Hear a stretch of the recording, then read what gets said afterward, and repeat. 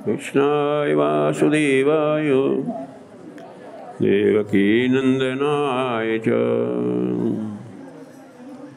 नन्दगोपकुमाराय गोविन्दाय नमो नमः। नमो किञ्चनवित्ताय निवृत्तगुणवृत्तये आत्मारामाय शान्ताय कैवल्यपतये नमः। तत्रैव गंगा च यमुना त्रिवेणी गोदावरी सिंधु सरस्वतीश्च सर्वाणि तीर्थानि वसन्ति तत्र यत्राच्युतोद्धारकथा प्रसंगः।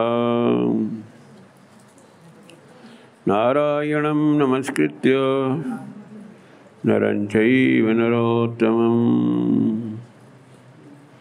देवीं सरस्वतीं व्यासं ततो जयमुदीरये। अखण्डमण्डलाकारं व्याप्तं येन चराचरं तत्पदं दर्शितं येन तस्मै श्रीगुरवे नमः। अज्ञानतिमिरान्धेन ज्ञानाञ्जनशलाकया चक्षुरुन्मिलितं येन तस्मै श्रीगुरुवे नमः। नंदनंदन भगवान श्री कृष्ण के वांग में स्वरूप श्रीमद्भागवत रसामृत का पान कर रहे। भगवान की एक आंतर कृपा भी है, एक बाह्य कृपा भी है। जो बाह्य कृपा से युक्त अपने को भगवान की कृपा की अनुभूति करते हैं तो उनको संसार के जो प्रयोजन है उसमें उसके फल अथवा उस सिद्धि की प्राप्ति को ही भगवान की कृपा मानते हैं। उनके द्वारा संसार के कर्म जो मर्यादित कर्म भी हैं, प्रवाह से होने वाले कर्म, दोनों प्रकार के कर्म होते हैं। जो प्रवाह रूप से हमारे कर्म हैं वो तो जन्म जन्मांतर की कर्मों के द्वारा जैसा हमारा स्वभाव बन जाता है उस स्वभाव के अनुसार ही हमारा स्वरूप होता है, उस स्वरूप के अनुसार ही हम उस प्रकार मर्यादा के प्रवाह में रह करके लोक मर्यादा का ध्यान रखते हुए, शास्त्र मर्यादा का ध्यान रखते हुए कर्म करते हैं। उनमें फल की प्राप्ति होना ये कोई भक्ति का पराकाष्ठा अथवा भाव की पराकाष्ठा का फल नहीं है। इसी प्रकार जो संसार में निष्काम भाव से करते हैं उन कर्मों में पूर्ण रूप से आसक्ति नहीं होती। जन कल्याण के लिए जिनके कर्म होते हैं ये निष्काम कर्म की कोटि में आ जाते हैं, परंतु वहाँ भी कहीं न कहीं वासना रूप से विद्यमान रहती है, माइक शक्ति का प्रभाव रहता है उसमें। जो जीव निष्काम भाव से करते हैं यानी दूसरों के कल्याण की दृष्टि से काम करते हैं तो उसमें उनकी यश और कीर्ति की भावना, उसमें दूसरे हमारे लिए इस प्रकार हमारी महिमा को बखान करें, हमारी महिमा को जो हम अच्छे कर्म दूसरों के लिए करते हैं तो ये बड़े अच्छे लोग हैं, पुण्यात्मा हैं। परंतु इन कर्मों से, निष्काम कर्मों से भी भगवान के श्री चरणों में भाव हो ये आवश्यक नहीं है। जहाँ अहंकार का विस्तार है, जहाँ प्राकृत भावों का विस्तार है, जहाँ जीव अभाव के जगत में अथवा माइक जगत में अपनी स्थिति रखता है तो उसमें जीव भगवान से पूर्ण रूप से युक्त नहीं हो सकता, यानी उसको भगवान की आंतर कृपा प्राप्त नहीं हो पाती। जो भगवान के कृपा की इस प्रकार अनुभूति करते हैं कि हमारा हृदय भगवान का ध्यान करता रहे, चिंतन करता रहे, संसार के नश्वर पदार्थों में रह करके भी भगवान की विस्मृति ना हो, भगवान की नाम साधना, गुण संकीर्तन की साधना ये होती रहे, तो ये भगवान की स्वरूप शक्ति की विशिष्ट कृपा है। क्योंकि इसमें भगवान के साथ युक्त रहने की स्थिति प्राप्त होती है और जो इस भगवान की कृपा की अनुभूति करते हुए निरंतर भगवान की नाम की साधना से जुड़े रहते हैं, भाव की साधना से जुड़े रहते हैं, रस की साधना करते हुए जुड़े रहते हैं, तो उनको भगवान की कृपा की, आंतर कृपा की अनुभूति होती है। एक भगवान की विशुद्ध कृपा है जिसमें ये सब साधन निरपेक्ष हो जाते हैं। जो भी संसार का क्रिया योग है वो कहीं ना कहीं माइक जगत से युक्त होने के कारण उससे हम सर्वथा रहित हो जाते हैं। यानी इंद्रियां अपने अपने विषयों में रहती हुई भी भगवत विषय का संचार करती हैं। वो भक्ति शास्त्र के आचार्य अनुभव करते हैं कि ये जो भगवान की कृपा है उससे भक्ति में होने वाले जितने भी प्रतिबंध हैं वो कट जाते हैं।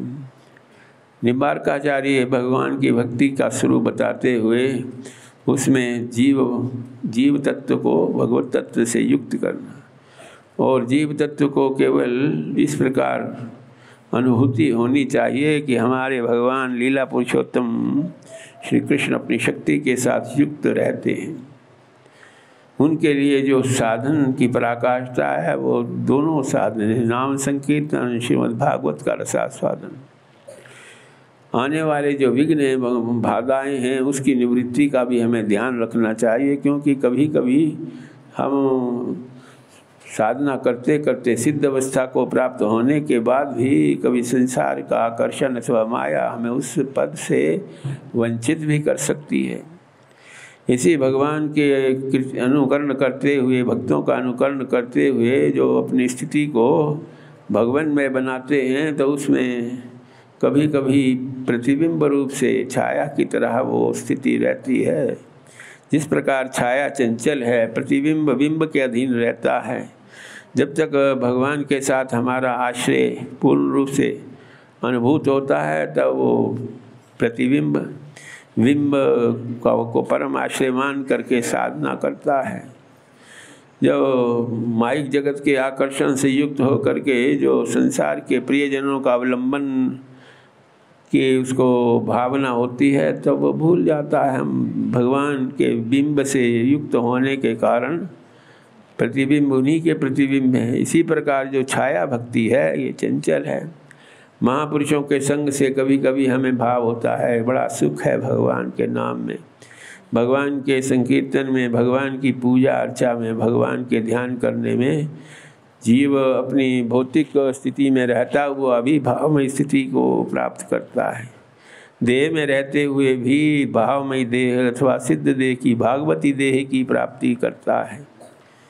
ऐसी जो भगवान की कृपा है उसमें होने वाले प्रतिबंध उस पर हमें दृष्टि रखनी चाहिए। भक्ति शास्त्र के आचार्य कहते हैं नाम संकीर्तन में भी हमें विशेष रूप से ध्यान रखना चाहिए जिससे नाम संकीर्तन की जो विघ्न बाधाएं उससे रहित होकर के हम भगवान का नाम करें। नाम संकीर्तन में ये प्रतिबंध हो जाता है। यदि तुम सोचो कि सभी शास्त्रों में नाम की महिमा तो नहीं है, वेदों में उपनिषदों में नाम की महिमा नहीं है, ये अतिशयोक्ति है। इसी प्रकार जिन शास्त्रों में भगवान के नाम की चर्चा है उनमें सम्यक रूप से श्रद्धा न होना ये भी नाम का अपराध है। जो भगवान के भक्त भगवान के नाम संकीर्तन की साधना से अपने देह की अवस्था को भूल करके भाव युक्त रहते हैं, भगवान के महाभाव में स्थित रहते हैं, उनकी उपेक्षा करना अथवा निंदा करना तो ये भी नाम का अपराध है। भगवान की नाम के साधना को सर्वश्रेष्ठ मान करके अन्य साधनों का भी अवलंबन करना ये भी नाम का अपराध हो जाता है। नाम के अपराधों से बच करके इसी प्रकार सेवा के 32 अपराध हैं। सेवा करते हुए हमें उन अपराधों से बच करके भगवान की भक्ति करनी चाहिए। ये जो कंटक हैं इसी का एक प्रतीक है। भक्ति शास्त्र में आने वाले बाधक हैं, आसुरी शक्ति का प्रतीक है शाल्व। शिशुपाल के सखा थे। शिशुपाल को उस राजसूय यज्ञ में सबके बीच में उसने भगवान के लिए अपशब्दों का प्रयोग किया, जिससे भगवान के चक्र दर्शन के प्रभाव से उसका उद्धार हो गया। शाल भी वहाँ विराजमान था। उसने देखा कि जरासंध को भी भगवान ने अपने भक्त भीम के द्वारा उसका उद्धार करा। शिशुपाल को स्वयं भगवान ने अपने चक्षु दर्शन से प्रहार कर इसकी भौतिक लीला असमय में ही समाप्त हो गई। अपने प्रियजनों के वियोग को देख करके उसके मन में ये भाव हुआ कि अयादवीं क्षमां करिष्ये पौरुषम पश्यतो। भगवान की लीला में जो व्यवधान डालने वाले, भगवान की सेवा में जो कंटक आश्रय भाव हैं, ऐसे आश्रय भाव शाल्व ने उस कार्य की सिद्धि के लिए शंकर भगवान की साधना की। शंकर भगवान से अपनी शक्ति के आधार पर उसने सोचा कि मैं ये प्रतिशोध का कार्य करने में समर्थ नहीं हूँ। शंकर भगवान ने देखा कि शमशान भूमि में निरंतर रह करके साधना करता है। शमशान भूमि में जो और देही क्रियाएं होती थी, उसकी जो भस्म है उसी को एक मुट्ठी भस्म रोज ले लेता, जल ग्रहण कर लेता और साधना करते करते 1 वर्ष व्यतीत हो गया। शंकर भगवान आशुतोष हैं, उन्होंने अपने भक्त शाल्व से कहा कि तुमने 1 वर्ष तक उपेक्षा करके शमशान की भस्म को ही ग्रहण करते हुए तुमने अपनी साधना से मुझे प्रसन्न किया, क्या मांगते हो, किस लिए तुमने इतनी से। शाल्व ने कहा कि ऐसा अभेद्य कामक विमान दो जिसको मैं जहाँ चाहूँ उसको ले जा सकूँ। नाना प्रकार के शस्त्र अस्त्रों की उससे वर्षा करनी चाहूँ तो वो सब शस्त्र अस्त्र हमें प्राप्त हो जाएं। महादेव जी ने तथास्तु कह करके उसको विदा किया। ये जानते हुए भी भगवान शिव ने उसको वरदान दिया कि इसको भगवान के हाथों से गति होगी तो इसका कल्याण ही होगा।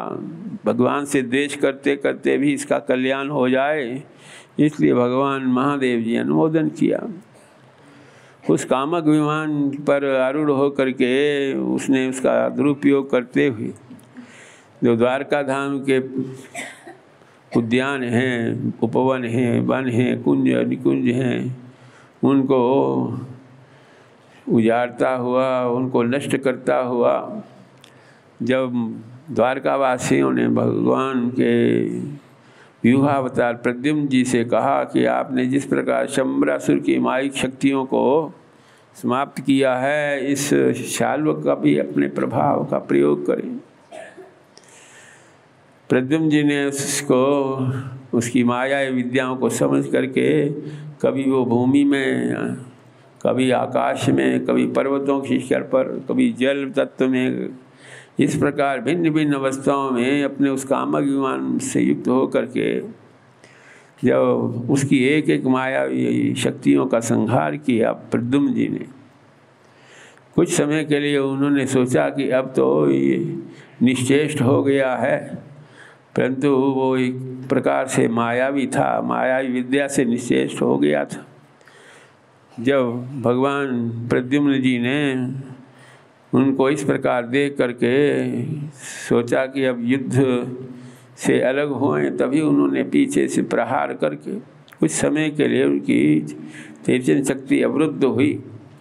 सारथी ने सोचा इसका उपचार करने के लिए एकांत में इसको ले जाकर उपचार करते हैं। जब उनकी पुनः जागृत हुई, उन्होंने फिर उसी प्रकार शाल्व से युद्ध करते हुए युद्धम त्रिनवरात्रम तद्भूतम उल्बलम, 27 दिन तक युद्ध होता रहा। भगवान ने भी सुना, जो राजसूय यज्ञ से वापिस आए लौटे, उन्होंने देखा कि इस प्रकार शाल्व के साथ हमारे प्रद्युम्न, उसने मायावी विद्या से भगवान को ये दिखाते हुए कहा कि भगवान तुम्हें अपने पिताश्री से बहुत राग है।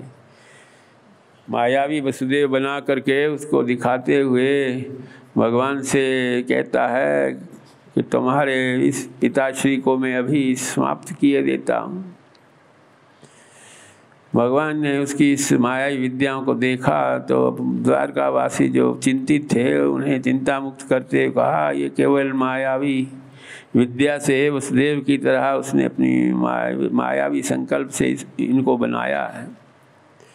उनके इस चिंता को दूर करने के लिए भगवान ने उनकी माया का समापन करते हुए देखा द्वारका वासियों ने ना उनका पिता का शरीर है ना कोई दूत है, ये तो स्वप्नवत उसने ये दिखा करके भयभीत करना चाहा।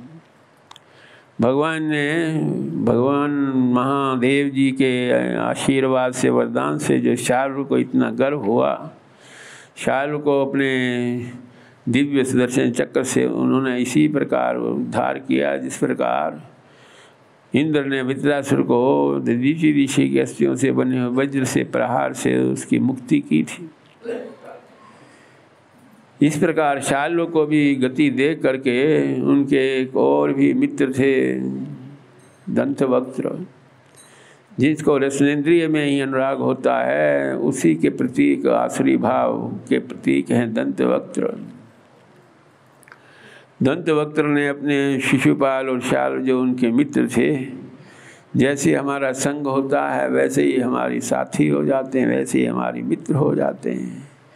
इसलिए निसंग करने वाले, अनासक्ति को प्रदान करने वाले जो तुम्हारे बंधु हैं, प्रियजन हैं, उन्हीं का संग तुम्हारे लिए कल्याणकारक है। संसार के प्रवाह में, संसार की वासनाओं कामनाओं में ही तुम्हारी प्रवृत्ति कराने वाले यदि तुम्हारे संगी साथी हैं तो उससे तुम्हारी गति होने वाली नहीं है।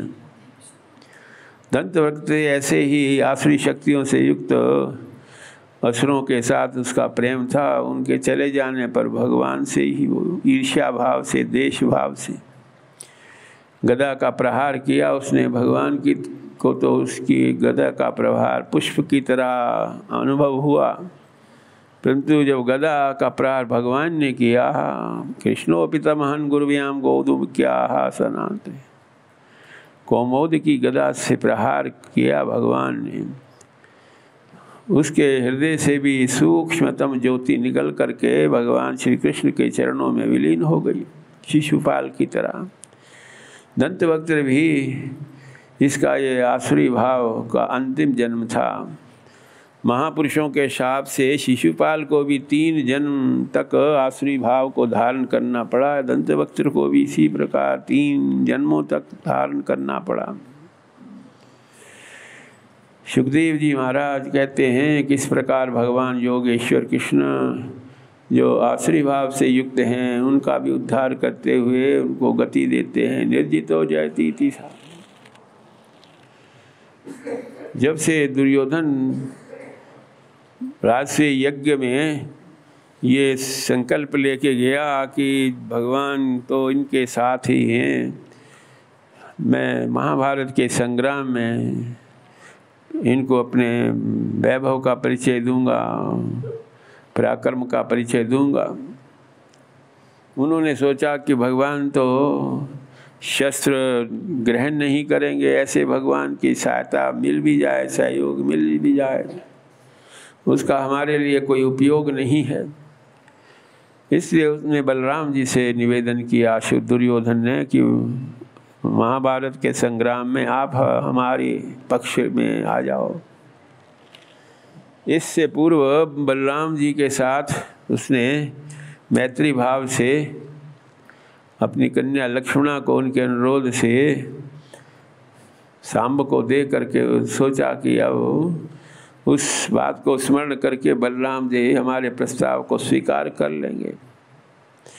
परंतु बलराम जी ने कहा कि मैं तो पहले से ही निश्चय कर चुका हूँ 1 वर्ष के लिए तीर्थाटन करने का। तीर्थाभिषेक व्याजे न मध्यस्था प्रयोग किलो, इसलिए हमारे से किसी का सहयोग, किसी के साथ हम युद्ध करने के लिए प्रवृत्त नहीं होंगे।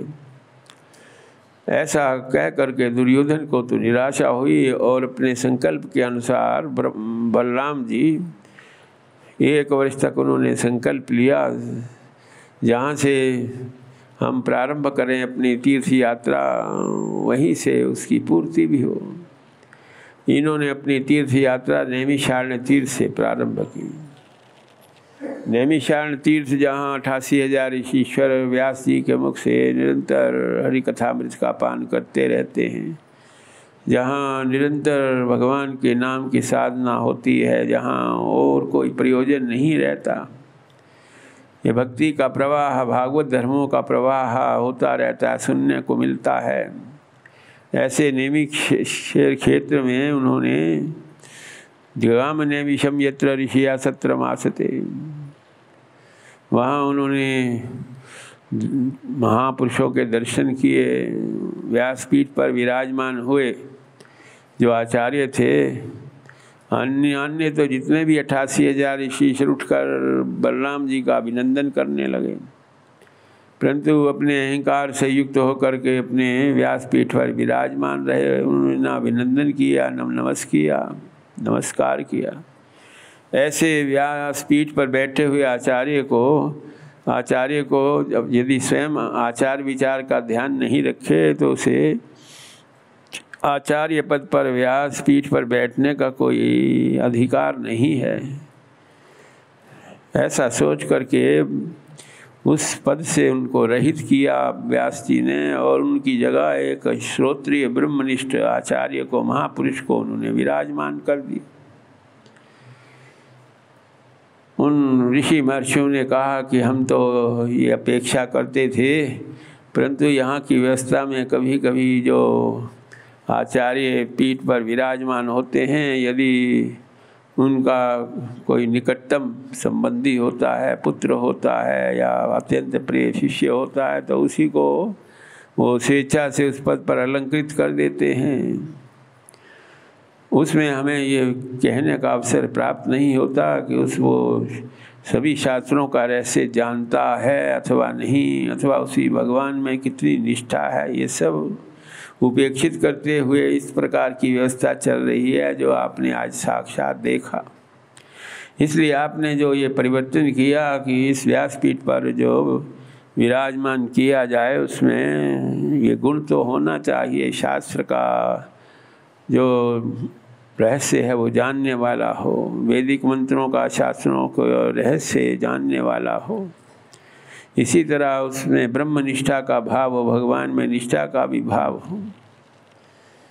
इस प्रकार ऋषिश्वरों ने उनसे एक और समस्या व्यक्त की कि विशेष पर्वों पर, जब संक्रांति होती है, पूर्णिमा होती है, अमावस्या होती है, एकादशी होती है, और कोई विशेष नक्षत्रों का योग होता है, तो उसमें यहाँ बहुत से तीर्थयात्री आकर के दर्शन करते हैं, सत्संग करते हैं।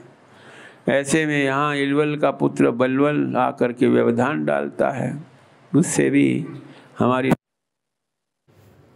यद्यपि बलराम जी अपने तीर्थ यात्रा के समय जो हल के आयुध है उनको तो लेकर नहीं चले, भगवान के आयुध जो हैं उनमें भी चेतनता रहती है।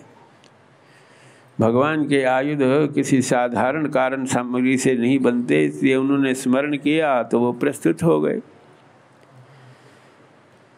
देखा कि वही कार्य कर रहा है इलवल का पुत्र बलवर आकर के कहीं आकाश से निषिद्ध वस्तुओं की वर्षा कर रहा है, जिसको देख करके बलराम जी को लगा कि ये ऋषि मुनियों की भक्ति में व्यवधान डालने वाले बलवल का संहार ही उचित है। विनाशाय तो दुष्कृताम, जो दुरात्मा होते हैं उनके नाश के लिए ही भगवान का अवतार होता है। परित्राणाय साधुनाम, जो महापुरुष हैं भगवान में निष्ठा वाले, उनकी रक्षा के लिए भगवान का अवतार होता है। इस प्रकार जब उस बलवल का संहार हुआ, प्राणांत हुए, प्रसन्न होकर के जय जयकार करते हुए उनको तीर्थ यात्रा के प्रति जाने के लिए उनको ऐसी दिव्य माला दी जो कभी मलान ना हो, ऐसे दिव्य वस्त्र अर्पित किए जो कभी मलिन ना हो। सबको आशीर्वाद दे करके ऋषि महर्षियों ने विदा किया बलराम जी को। वहाँ से वो सरयू में स्नान करके अयोध्या में भगवान मर्यादा पुरुषोत्तम राम के दर्शन करते हैं। हनुमान जी का भी विशेष स्थान है हनुमानगढ़ी में, वहाँ भी हनुमान जी के दर्शन करते हैं। लीला पुरुषोत्तम भगवान के ही ये स्वरूप हैं, भगवान मर्यादा पुरुषोत्तम राम। उनमें अभेद भावना से बलराम जी दर्शन करते हुए प्रत्येक तीर्थ में समय का संकोच ना करते हुए 3 रात्रि वास करने की इच्छा करते हैं। वहाँ के भक्तजनों से उनका अनुराग होता है, सत्संग होती है, वार्ता होती है। वहाँ से प्रयागराज में, यमुना के किनारे किनारे प्रयागराज में, जहाँ गंगा यमुना सरस्वती का संगम है, वहाँ उन्होंने, यद्यपि उनका न आदि है, न मध्य है, न अंत है, सृष्टि के मूल कारण है, उसकी स्थिति के मूल कारण है, ये होते हुए भी उन्होंने तर्पण आदि, देव तर्पण, ऋषि तर्पण, पितृ तर्पण आदि करके ये जो परंपरा थी, विशेष रूप से जो प्रयागराज तीर्थ है उसमें ये करने, अनुष्ठान करने से हमारा जो देवताओं के लिए होने वाला ऋण है, पितरों के लिए होने वाला ऋण है, ऋषि ऋण है, इससे हम मुक्त हो जाते हैं। वहाँ से फिर पुलाश्रम में जा कर के, वहाँ पुलाश्रम में जो महाभागवत हैं, भक्तजन हैं, उनके दर्शन किए। ऋषभदेव जैसे महाभागवत, जड़भर जैसे महाभारत, उनका ये तपस्थली है जो अपनी भक्ति के प्रभाव से, अपने अवतार शक्ति के प्रभाव से भक्तों पर कृपा करने के लिए उनका वहाँ दर्शन हो जाता है, जिनको भगवान के इस रूप में श्रद्धा है। वहाँ से काशी विश्वनाथ के दर्शन किए उन्होंने। वहाँ जगदम्बिका देवी का भी दिव्य मंदिर है, शक्तिपीठ है, उसके भी दर्शन किए। गणेश जी का स्थान है, उसके भी दर्शन किए। इस प्रकार घाट घाट में जहाँ महादेव रुद्र की प्रतिष्ठा होती है, गंगा में स्नान करके घाट घाट में भगवान के दर्शन। वहाँ से गया जी में जो पितरों के उद्धार के लिए विशिष्ट उसका प्रभाव है, गया में जा कर के भी उसने पिंडदान आदि किए पितरों के लिए। गंगा सागर संगमे, उसके बाद कपिल के आश्रम में पधारे, जहाँ गंगा सागर के निकट उनका आश्रम है। गंगा सागर में स्नान किया। इसके बाद गोदावरी में, सप्त गोदावरी वेणा पंपा भीमरथी तथा, वहाँ जो गोदावरी है उसका उद्गम स्थल है, उसको गंगोत्री के रूप में संबोधन करते हुए भक्तजन उसके दर्शन करते हैं। वहाँ त्र्यंबकेश्वर भगवान का ज्योतिर्लिंग है, ऐसे ज्योतिर्लिंग के भी दर्शन करे उन्होंने भगवान ने। त्रिकाल पूजा की वहाँ भगवान ज्योतिर्लिंग त्र्यंबकेश्वर जी। नागरिक क्षेत्र में भी जहाँ भगवान मर्यादा पुरुषोत्तम की लीला स्थली है, उसके भी दर्शन किए उन्होंने। वहाँ से वो श्रीशैल पर्वत, जहाँ महादेव जी का ज्योतिर्लिंग है, दृढ़यशु महापुण्यम दृष्टादिम वेंकटम। इसी प्रकार वेंकटाचल पर्वत में भगवान लीला पुरुषोत्तम श्री कृष्ण का विलास में रूप महाविष्णु की प्रतिष्ठा है। वेंकटेश्वर प्रभु के दर्शन किए उन्होंने। इसके बाद कांची क्षेत्र में जो शिव कांची है, विष्णु कांची है,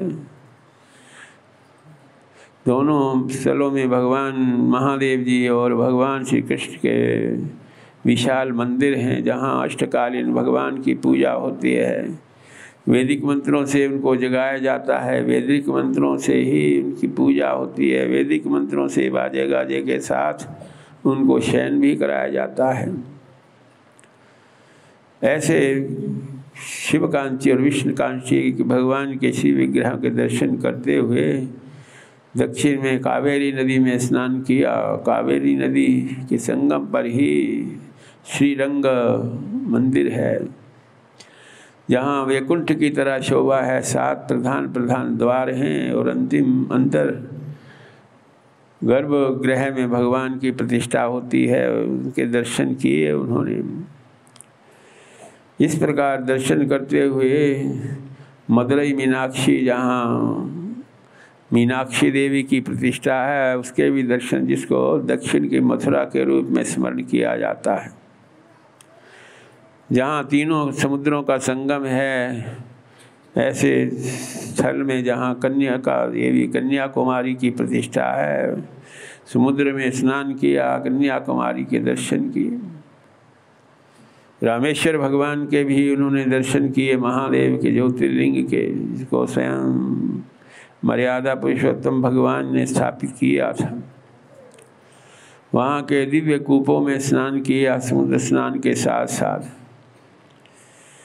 वहाँ से फिर केरल के तीर्थों में गए। केरल में जो विशिष्ट तीर्थ है, जो भगवान लीला पुरुषोत्तम श्री कृष्ण का, गुरुवायूर में वो तीर्थ है, जहाँ भगवान के प्रत्येक अष्टकालीन पूजा में भगवान को विधिवत स्नान कराया जाता है, चंदन का लेप कराया जाता है, भागवत के मंत्रों के द्वारा उनकी पूजा अर्चा होती है। जो भागवत मंत्रों का सार श्री नारायणी ये ग्रंथ में है, उस मंत्रों से इनकी पूजा होती है। प्रत्येक पूजा में भगवान को स्नान, चंदन लेपन और उनको वस्त्र धारण कराए जाते हैं। ऐसे भगवान लीला पुरुषोत्तम श्री कृष्ण की इस दिव्य स्थली को देख करके उन्हें बड़ा आह्लाद हुआ, आनंद हुआ। वहाँ से जाते हुए उन्होंने फिर ओंकार अमलेश्वरम, जो नर्मदा तट पर भगवान के ज्योतिर्लिंग की प्रतिष्ठा है, उनके दर्शन किए। यत्र सन्निहितो स्पर्शोद्गवायुधम, भगवान उसके बाद उज्जैनी में क्षिप्रा नदी में स्नान करके महाकालेश्वर के दर्शन करते हैं। प्रविशत रेवामगवत तत्र माहिष्मतिपुरी। इधर से गुजरते हुए उन्होंने सुना कि इस महाभारत के संग्राम में एक एक करके दुर्योधन के पक्ष से सभी का नाश हो गया, प्राणांत हो गए। अब युद्ध अंतिम स्थिति में है। परंतु ये सब सुन करके भी उन्होंने अपने तीर्थ यात्रा को जहाँ से प्रारंभ किया, वहीं उसकी पूर्ति करने के लिए नैमिषारण्य तीर्थ में पुनः जा कर के जो व्यवस्था उन्होंने नैमिषारण्य तीर्थ में बना करके आए थे, उस व्यवस्था को उसी प्रकार ही जारी देख करके बड़ी प्रसन्नता हुई। ऋषि महर्षियों ने उनका अभिनंदन करके कहा कि हे भगवान, आपने केवल लोक संग्रह के लिए ये तीर्थ यात्रा में भगवान के चाहे शक्ति के जितने भी विहार स्थल हैं, भगवान श्री कृष्ण के अथवा महादेव की लीला विहार स्थल हैं, सब में किसी प्रकार की भेद बुद्धि न रख करके आपने श्रद्धापूर्वक तीर्थ यात्रा की मर्यादा का पूर्ण किया। सुखदेव जी महाराज कहते हैं, जो अनंत संकर्षण के स्वरूप बलराम जी की इस प्रकार तीर्थ यात्रा की श्रवण करते हैं, उन्हें भी भगवान के लीला विहार क्षेत्रों में अनुराग होने के कारण उन्हें भी इस प्रकार अवसर प्राप्त होता है। सविष्णुदयितो भवे, भगवान क्या कृपा पात्र हो जाता है, प्रिय पात्र हो जाता है। राजा परीक्षित, अब उनका समय और नज़दीक आता जा रहा है, इसलिए उन्हें लगता है कि वाणी की सफलता इसी में है, भगवान के नाम संकीर्तन अथवा गुण संकीर्तन को किया जाए। हाथ की समर्थ अथवा इसकी जो पूर्ति है, उनका परम प्रयोजन केवल संसार के व्यवहार में लगे रहना नहीं है। संसार के कर्मों का संपादन करने मात्र से हाथों की शोभा नहीं होती। भगवान की प्रीत्यर्थ कर्म करो, मन से निरंतर भगवान का स्मरण करना, तो ये मन की जो गति है, मन को भगवान के चरणों में लगाओ। संसार की गति तो बार बार तुम्हें प्राप्त होती रही, उससे कोई काम बनने वाला नहीं है। यदि भगवान में तुम्हारा चित्त स्थिर हो जाता है, तो उसमें फिर संसार के भावों में कोई उत्कर्ष फिर नहीं दिखेगा। अनुभव करता है, शृणोति पुण्य कथा सकर्म, संसार के जड़ चेतन पदार्थों में भगवान की भावना करते उनका स्मरण करे। इसी प्रकार कर्ण इंद्रिय से भगवान की लीला कथामृत का पान करें। मस्तक को भगवान को ही सर्वश्रेष्ठ मान करके इधर उधर अपने क्षुद्र स्वार्थों से युक्त होकर के दीनतापूर्वक प्रार्थना करने से बात नहीं बनती। संसार में आकाश में मेघ हैं, परंतु सभी मेघों में वो शक्ति नहीं है कि वो वृष्टि संपादन करे।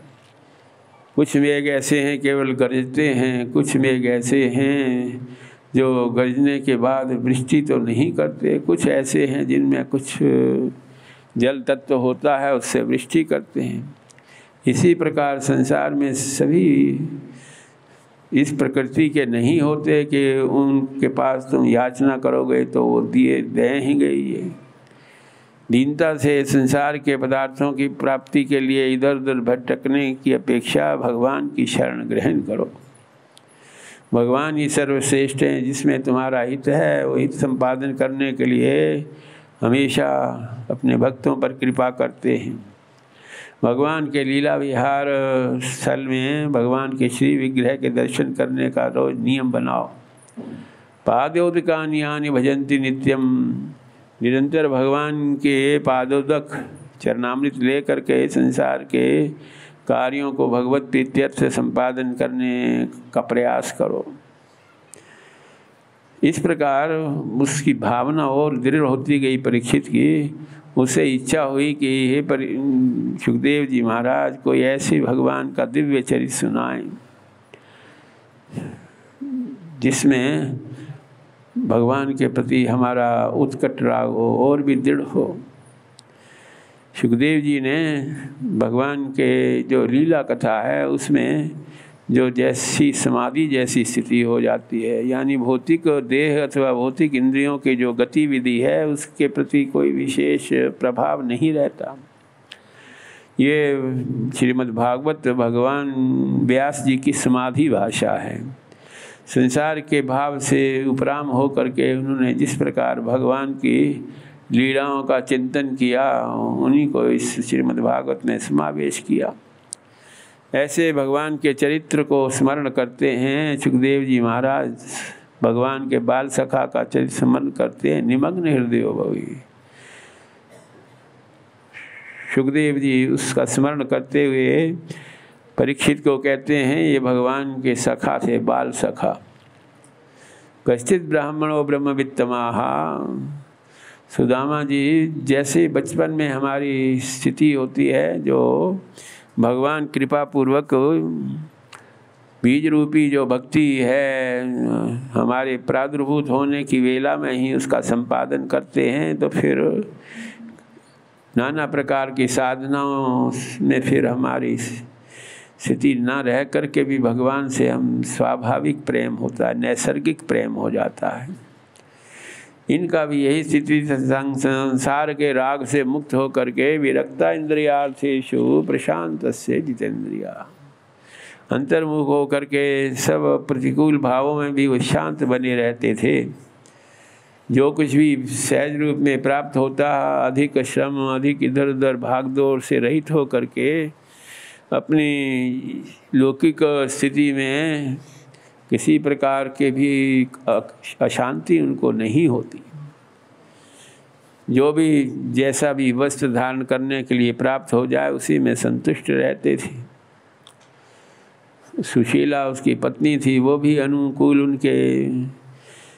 इस प्रकार उनकी जो लौकिक स्थिति थी, संसार में अकिंचन होते हुए भी यदि हमारी भगवान के साथ युक्त रहने की भावना होती है तो वो अभाव जो है, भाव का जगत होते हुए भी भगवान के भावमय जगत में हम प्रवेश करते हैं। माइक जगत में नाना प्रकार के अभाव रहते ही हैं, उससे युक्त होते हुए भी हम भगवान के स्वरूप शक्ति की कृपा से उस आनंद को प्राप्त करते हैं जिसमें हमें ये कष्ट भी अनुभव नहीं होते, उस रूप में हमें इस दृष्टिगोचर नहीं होते जिस प्रकार संसार के भाव में रहते होने चाहिए।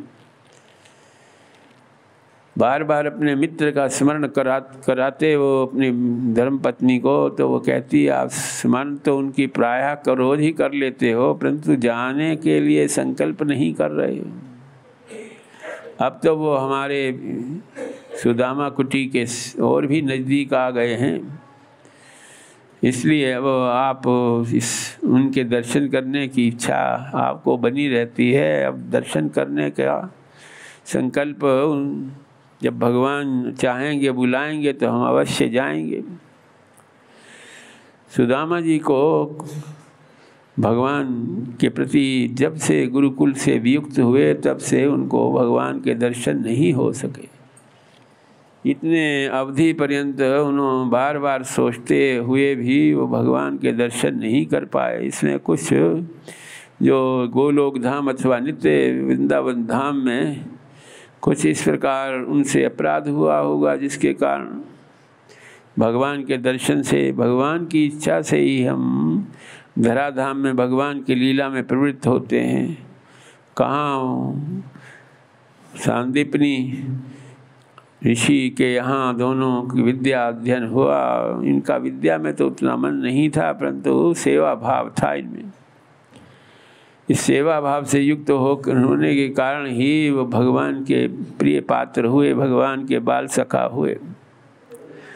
जब उन्होंने सोचा कि अब भगवान बुला रहे हैं तो वो अवधि जो थी, उस अपराध की निवृत्ति की अवधि जो पूर्ण होती है, पूछते हैं कुछ घर में है, भगवान के दर्शन के लिए इतने समय बाद जा रहे हैं, कुछ न कुछ तो भेंट उनको देनी चाहिए। रिक्त हस्तम न गच्छेत, ऋषियों के पास, महापुरुषों के पास, भगवान के मंदिर में रिक्त हस्त नहीं जाना चाहिए। उसके पास व्यवस्था तो नहीं थी। उसने सोचा बड़ी मुश्किल से तो इनका मन हुआ भगवान के दर्शन के लिए जाने का, अब मैं ये अभाव बताऊंगी तो शायद ये अपना ये इच्छा को भी परिवर्तन कर दें। इसलिए पड़ोस से 4 मुट्ठी चावल मांग करके लाई। उसको जीर्ण शीर्ण वस्त्र खंड में उसने बांधे और कहा कि अब आप भगवान के दर्शन करने जा रहे हैं। जब तन में तो ढंग का वस्त्र नहीं था, पैरों में जूते भी नहीं थे, इतनी जीर्ण शीर्ण हालत थी, परंतु जो हमारे हृदय में भगवान की भक्ति का प्रभाव है, उससे जो ये संसार की जो अवस्था है, चाहे शैशव अवस्था हो, यौवन अवस्था हो, वार्धव्य, भगवान के साथ जो देह का विकार होता है उसकी प्रधानता नहीं है।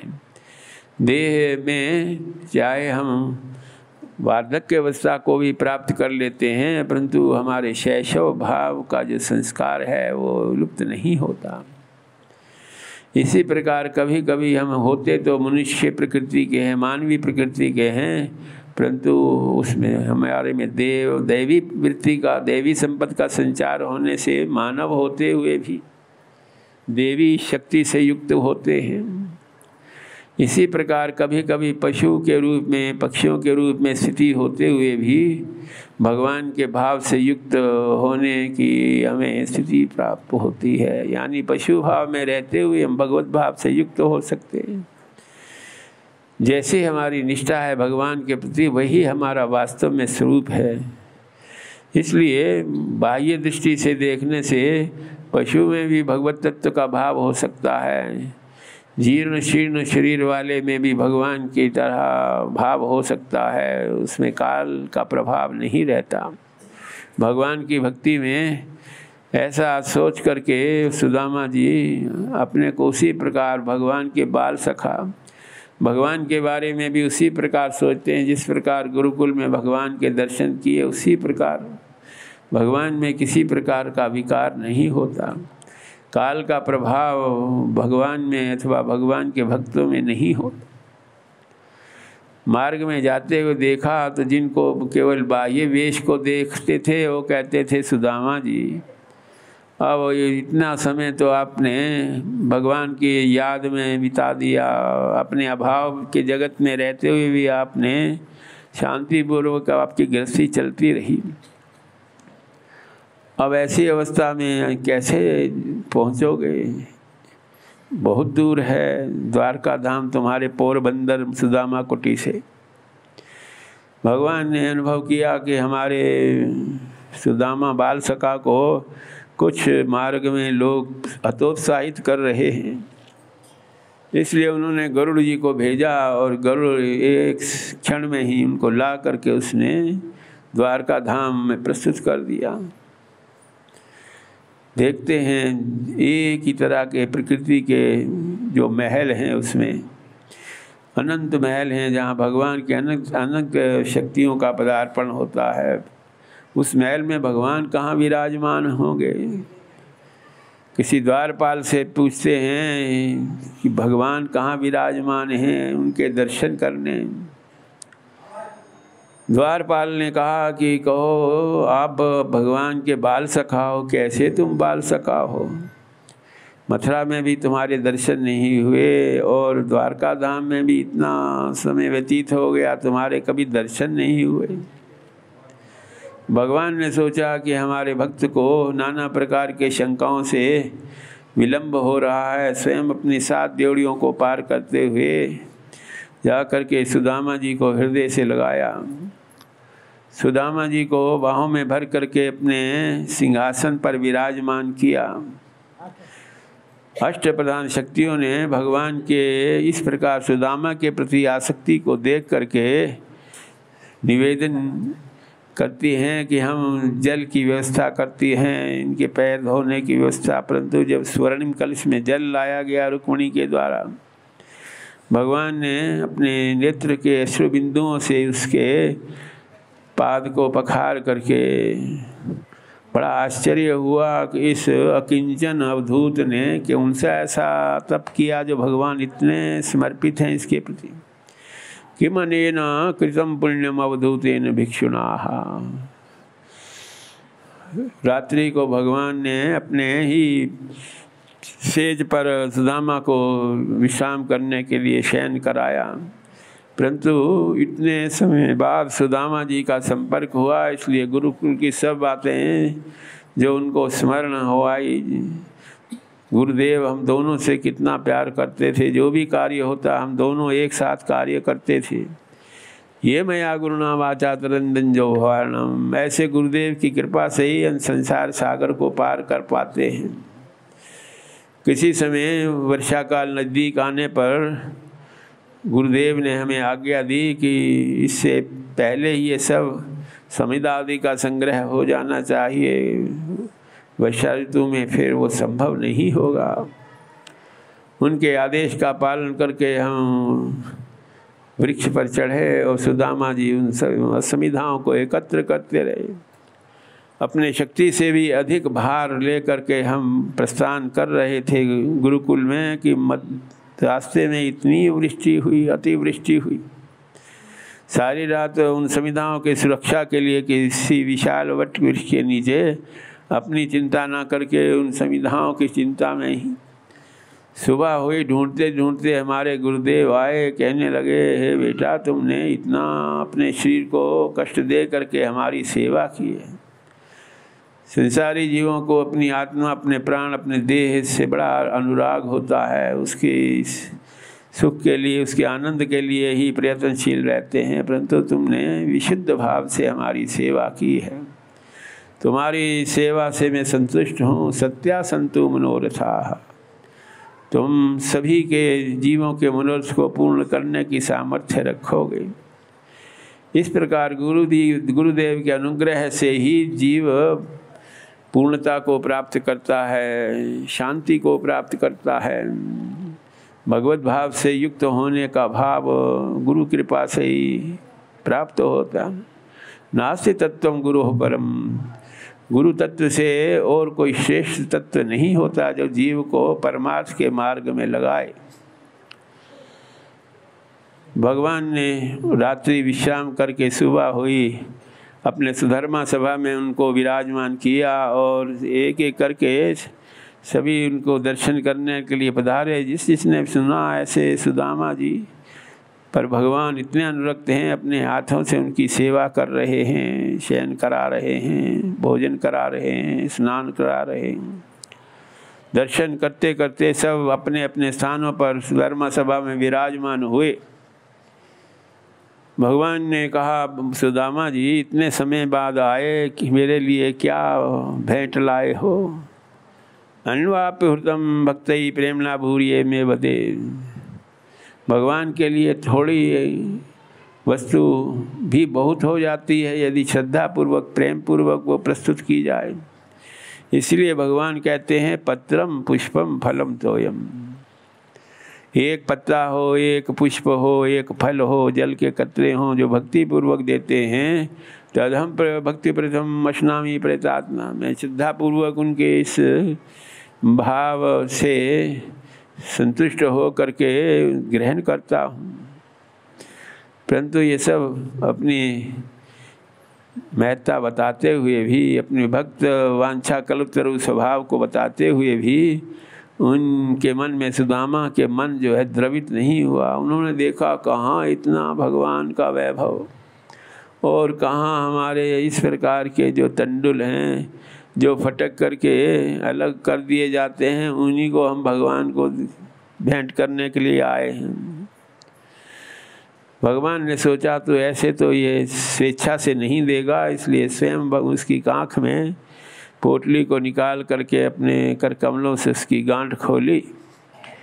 एक मुट्ठी चावल भगवान ने ग्रहण किए तो इतना आनंद उनको लगा, उन्होंने कहा ये तो इस प्रकार का रस मुझे ना कभी वृंदावन धाम में, ना यशोदा मैया के भोजन में मिला, ना यहाँ रहते हुए स्वाद मिला।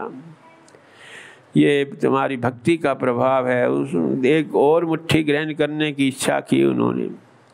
रुक्मिणी ने कहा कि हे भगवान, इस एक मुट्ठी से ही आपने तीनों लोकों का वैभव देने का ही एकमात्र संकल्प कर लिया है। इस प्रकार द्वारकावासियों को विदा करके भगवान ने एक रात्रि और सुदामा के साथ व्यतीत की। सुबह जब प्रस्थान करने लगे तो उन्होंने सोचा कि भगवान ने मुझ पर बड़ी कृपा की। कहाँ मेरे जैसे दरिद्री और कहाँ भगवान इतने वैभव से युक्त, परंतु फिर भी उन्होंने अपने हृदय से मुझे लगाया। निवासिता प्रिया तुष्टे, उनकी अष्ट प्रधान शक्तियों ने मेरी सेवा की। महिष्या बीजिता, रुक्मिणी देवी जो आह्लादनी शक्ति थी, उसने मुझ पर व्यजन पंखा डुला करके मेरी सेवा की। देवताओं की तरह भगवान ने मेरी पूजा की। उन शक्तियों ने पाद संवाहन करके मेरी सेवा की। हे भगवान, संसार में सब प्रकार की सिद्धियों का परम फल यही है कि भगवान लीला पुरुषोत्तम श्री कृष्ण के चरणों में हमारा भाव हो। मार्ग में सोचता जाता है कि भगवान ने बड़ी कृपा की जो मुझे इस प्रकार संसार के वैभव में वित्त से कोई प्रयोजन नहीं रहने दिया। धनम में भूरी नाददात। जब इस प्रकार चिंता कर रहा था कि भगवान ने मुझे कोई वैभव अथवा धन की प्राप्ति नहीं कराई, ये मेरा हित ही था इसमें। परंतु सुदामा कुटी में जा कर के देखता है, वहाँ ना सुदामा कुटी है, ना उसकी वो पत्नी सुशीला है। वहाँ तो षोडश वर्षीय वो सुशीला हाथ में पूजा सामग्री ले करके सुदामा जी की आरती उतारने के लिए बहुत सी सखियों को साथ ले करके प्रस्तुत हो रही है।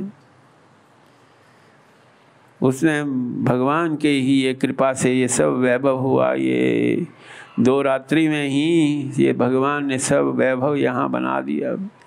नाना प्रकार के देवी देवता अपने विमानों पर आ करके अभिनंदन कर रहे हैं सुदामा जी का।